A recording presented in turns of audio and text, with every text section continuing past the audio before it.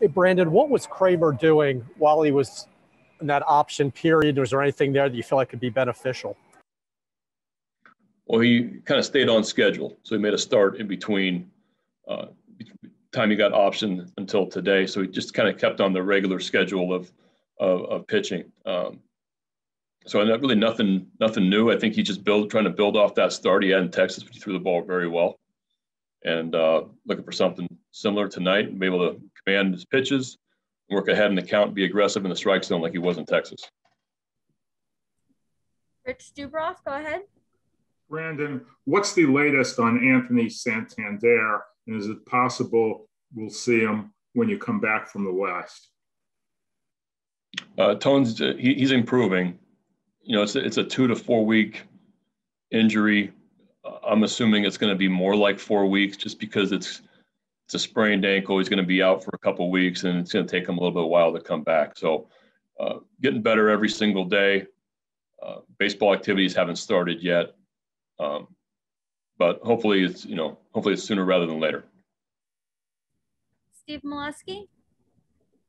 Brandon, a couple bullpen pitchers have cited how it's a loose group out there as one reason for their success. How important do you think that is?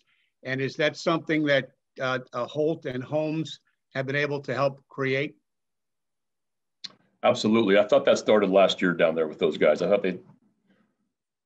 we started creating an identity a little bit in our bullpen, and guys started pitching better because of it.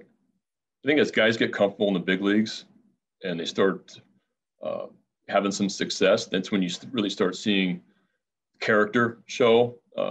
Guys get a little bit looser, a little freer to perform. That's when, for me, that's when everybody's at their best. The best teams I've been around, it's the loosest clubhouse, loosest dugout you could possibly imagine. You go play Oakland last series, you can see their dugout. It's a bunch of veteran guys that are, playing the game to win and not worried really about anything else and having fun doing it. And I think we're on our way to that. Our bullpen is starting to act like that, which is awesome. So I want guys to feel comfortable in their own skin. I want guys to be able to feel like they can, that they have the confidence to have success up here. And for me, that's when you start playing in a more of a relaxed environment. It's easier to perform. And we have some good characters down in our bullpen, and I know they feed off each other. Mark Viviano. Hey, Brandon, for Kramer, this will be his 8th major league game and already the 4th time he's faced the Yankees. For a young pitcher, is there a plus or minus to so much early exposure, or does it not matter? I think it's the life in the AL East a little bit. It seems like I don't think that's ideal. Just because they have seen him a few times, once already this year and a couple times last year. I'm looking forward to him facing other teams. But I think Dean takes it on. I don't think Dean thinks about it at all, honestly. I think he takes it on as a challenge. He knows them also, so he knows what's worked, what's not worked. He's had a really good game that first start, and he's had a couple where he's had some struggles.